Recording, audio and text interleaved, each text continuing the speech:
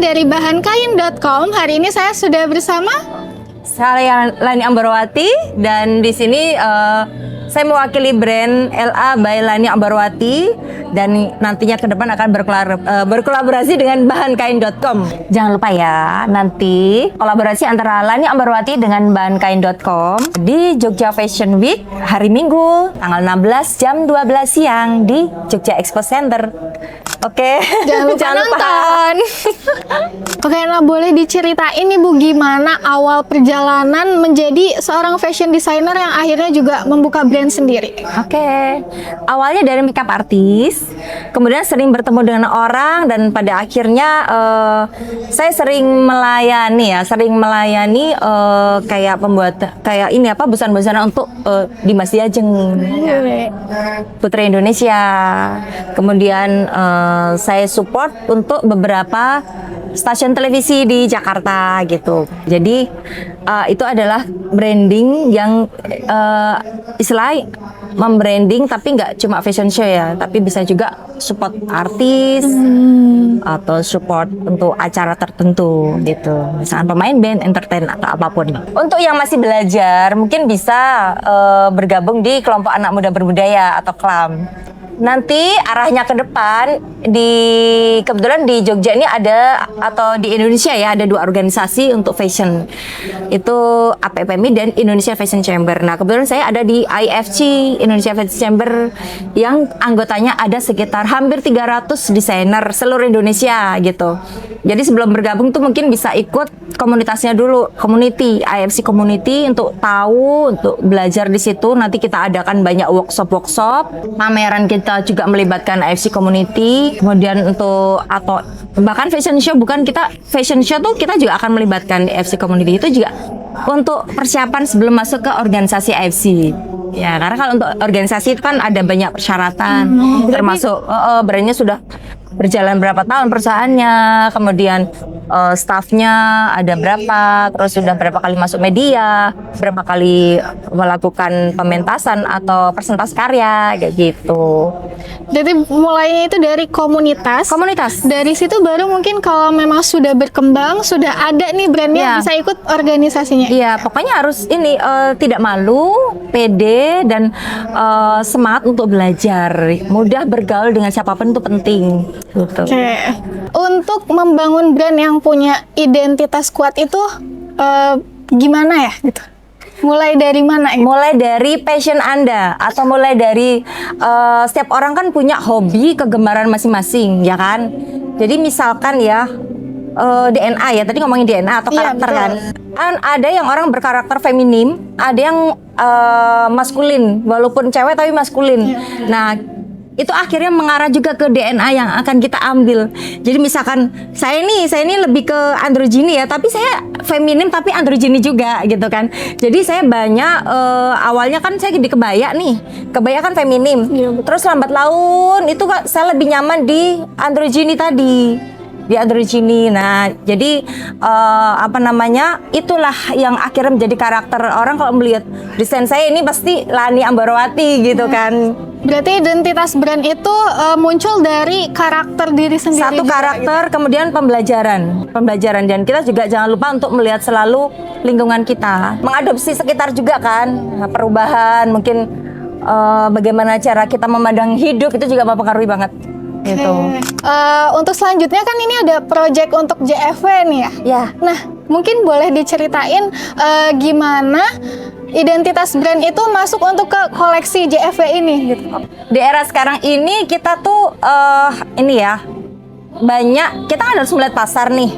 Betul. Kita jangan cuma membuat sesuatu yang hanya sekedar untuk diperagain tapi nggak bisa dipakai. Nah, sekarang tuh orang tuh cenderung membeli sesuatu yang dia pasti pakai, dia pasti butuh gitu. Jadi kebetulan saya mendapatkan bahan dari bahankain.com itu jenisnya linen rami sama voal. Jadi memang jenis busana yang nyaman dipakai sehari-hari kan. Bahan dasarnya bahan katun dan natural fabric ya kan. Nah, itu yang biasanya umumnya itu kan dipakai untuk busana casual ya.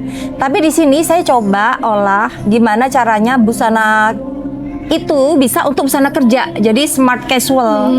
Jadi nggak terlalu santai banget, tapi dia oke untuk orang kerja, bahkan dinner after work, ya kan? Jadi habis kerja terus kita ada janjian ketemu klien atau ada mau dinner itu masih oke gitu. Jadi seperti itu. Mungkin untuk teman-teman yang baru belajar juga, itu kan pasti ada kesalahan-kesalahan yang mungkin sempat dilakukan. Nah, itu apa aja sih kesalahan yang mungkin pernah Ibu lalui gitu, supaya untuk dijadikan pembelajaran juga gitu. Boleh di-sharing gitu? Boleh, pernah. Jadi kita itu harus mengetahui tentang bahan, itu penting banget tuh. Bahan, jenis-jenis bahan kita harus tahu. Kalau perlu kita survei pasar, pabrik atau market, kita pelajari bahan-bahan, ini bahan apa. Jadi mempelajari bahan tuh nggak cuma namanya aja, tapi oh ini cocok buat baju apa, ini cocok buat baju ini. Cara mengolah seperti apa, itu penting itu. Karena bisa jadi penjahit itu malah tidak begitu paham. Kita harus sebagai desainer kita harus lebih paham gitu kan. Jadi kita bisa menjelaskan ke penjahit gitu, ini jangan diginiin, ini gini caranya kayak gitu. Nah dulu saya pernah punya kesalahan, saya mengolah waktu itu kalau semacam satin atau silk gitu ya, silk, zeta silk atau lainnya zeta silk apa ya, Max Mara.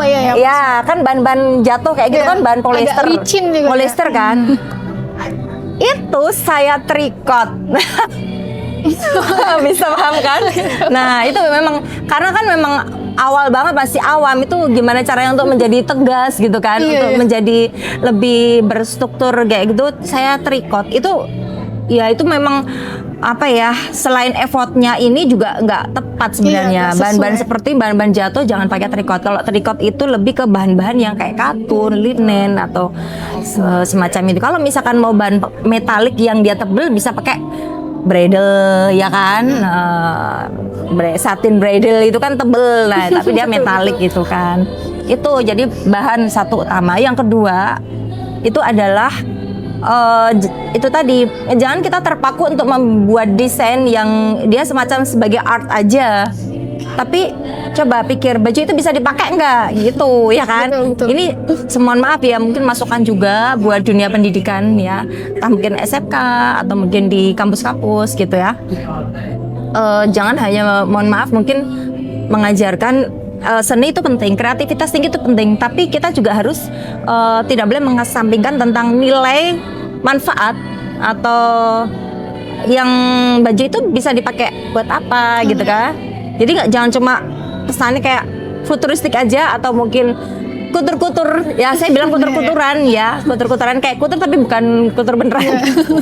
Tapi karena kita satu kurang mengerti bahan, jadi penempatannya kurang pas, kemudian desainnya juga bingung mau pakai di mana itu tadi. Itu betul ya, sekarang seperti itu ya, mesti jadi jangan apa istilahnya, bedakan antara mendesain busana dengan karnaval. Betul. Kostum, masih antara mendesain busana dengan busana yang kita pakai atau dengan kostum tuh bedakan, seperti itu. Oke, nah ini karena Ibu juga udah tahu nih untuk prosesnya, terus standar untuk masuk ke JFV gitu ya. Nah, apa sih sebetulnya yang harus betul-betul dipersiapkan oleh desainer muda supaya kita ini juga bisa ikut berpartisipasi di Fashion Week itu? Satu, yang persiapkan modal memang perlu, tapi bukan hanya modal aja terus bisa, enggak gitu kan. Jadi kita harus paham koleksi apa yang akan kita keluarkan ya kan. Jadi siapkan mungkin sketch beberapa koleksi, kemudian bahan-bahan yang sudah kita pilih yang sesuai dengan koleksi kita atau konsep kita. Kemudian jangan lupa kita juga misalkan bisa kita ajak kolaborasi, entah itu aksesoris, entah dari mana aja gitu kan. Apalagi nih kalau yang masih baru-baru ya, semakin banyak yang berkolaborasi semakin ringan beban kita. Gitu kan. Ya itu bisa mungkin awalnya tidak sendiri, berdua gitu ya. Misalnya berdua, misalkan brand ini dan ini terus jadi nama aja, itu berdua bisa. Nanti jadi kita sharing untuk koleksi gitu kan, koleksi berdua itu bisa. Jadi biar nggak terlalu ini banget gitu, berat gitu buat yang muda-muda gitu. Iya, betul. Ya. Lanjut ini untuk skill nih. Kan fashion designer mungkin orang-orang kira cuman gambar aja nih gitu. Nah, sebetulnya skill apa aja sih yang harus dimiliki oleh fashion designer gitu selain untuk mendesain busana? Ya. Pertama selain mendesain busana, dia juga harus mengetahui teknik jahit. Ya, misalkan dari ini membentuk seperti ini harus pakai apa, ya kan? Lapisannya seperti apa. Terus polanya harus bagaimana juga sedikit banyak harus paham. Jadi misalkan dia bisa menerjemahkan desain itu ke penjahit. Kalau cuma gambar doang jadi bingung. Kita harus bisa menerjemahkan. Oh ini dibalik. Oh ini kayak gini. Nah, itu kita harus paham itu minimal gitu. Meskipun mungkin tidak terampil menjahit, tapi paling nggak tahu gitu kan. Oh ini potongannya seperti ini. Berarti untuk fashion designer nih, berarti kita bukan cuman untuk bisa desain aja ya, tapi juga mengerti bahan, terus juga pattern makernya mungkin ya, polanya, terus juga nanti nggak cuman desain aja, tapi banyak hal lain juga yang perlu dipelajari gitu. Nah, kalau kita bicara tadi tentang kolaborasi nih, mungkin kan Ibu ada LA Boutique ini ada berkolaborasi dengan bahankain.com. Nah, itu tuh gimana sih step-stepnya supaya kita tuh bisa berkolaborasi gitu dengan tekstil company? Oke. Yang utama adalah kita membangun branding tadi kan ya, jadi kepercayaan kan. Saya kalau misalkan baru ujuk-ujuk langsung kita ngajuin untuk kolaborasi kan belum tentu, ya kan. Kalau misalkan yang anak-anak baru kan mungkin bisa dengan dari ini lembaga, misalkan dari mewakili dari kampus mana atau dari lembaga apa gitu kan, yang baru-baru ya. Kecuali kalau udah berdiri sendiri menjadi sebuah brand, nah itu kan beda. Memang dilihat dari personal brandingnya gitu kan. Dan yang pertama itu, yang kedua kita harus menjaga kepercayaan. Ya artinya baju ini kain itu memang dibuat untuk koleksi itu seperti apa, dan karena ini kan simbiosis mutualisme, jadi kita bareng-bareng untuk mempublikasikan ini. Betul. Berarti ini tadi ya, balik lagi ke personal branding. Iya, personal branding itu penting gitu. Selain itu ya membangun kepercayaan. Untuk setelah project JFW ini nih, ada kegiatan apa lagi sih? Banyak. Setelah Jogja Fashion Week, nanti di tanggal 21 sampai dengan 23 kita ada Prawira Taman Fashion on the Street. Jadi di situ nanti berkumpul, malah jadi kampanye. Di situ nanti akan berkumpul desainer muda yang saya bilang tadi kan. Kalau misalkan yang baru-baru atau mungkin istilahnya yang muda-muda itu ngumpulnya di sini di Prawira Taman Fashion on the Street gitu. Jadi untuk sarana apresiasi buat desainer muda, baik yang masih belajar maupun memang sudah berkembang atau sudah expert kayak gitu. Nah, nanti itu kan akan banyak menghadirkan guest designer juga gitu. Nah, ini mungkin terakhir ya, untuk pembelajaran aja dan sharing-sharing untuk para teman-teman mungkin yang pengen menjadi fashion designer atau mungkin mau memulai brand fashionnya gitu. Nah, hal apa sih sebetulnya yang Ibu sarankan untuk dilakukan gitu untuk pertama kali? Pertama kali ya, itu tadi ya saya ulang dari awal. Pertama kali Anda harus banyak belajar, terbuka wawasan. Artinya untuk mendesain itu nggak cuma sekedar apa yang Anda inginkan waktu itu, tapi kita harus melihat lingkungan. Sekarang orang dunia lagi apa ya? Dunia sedang seperti apa? Yang lagi isu global apa? Jadi nggak cuma sekedar baju ya, tapi dari inspirasi itu bisa dari mana aja, ya kan? Dari lingkungan, dari isu global, atau mungkin dari perenungan kayak gitu kan? Jadi nggak cuma sekedar baju ini, baju itu. Terus sama ini melihat survei market juga. Survei market juga. Jadi ini ada marketnya gitu loh. Seperti itu. Terus awal-awal itu adalah penting banget untuk mengetahui itu tadi ya, kain-kain, jenis-jenis bahan kain gitu. Membuka wawasan seluas-luasnya, berkolaborasi dengan pihak manapun, dan tidak malu untuk belajar, terus belajar dengan manapun bisa gitu, entah dari penjahit bisa, dari tukang kain juga bisa ya kan. Oh ya, berarti untuk produk-produknya ini kita bisa dapetin di mana nih? Untuk produk Lani Ambarwati bisa didapatkan di House of Elmar, dan juga di House of Elmar Galeri Mall lantai 1, kemudian di Java Village Jalan Prayotama 2. Kemudian bisa di Instagram saya gitu, Lani Ambarwati. Nanti bisa DM langsung atau ke nomor WhatsApp saya pribadi 0821 3438 3735. Itu.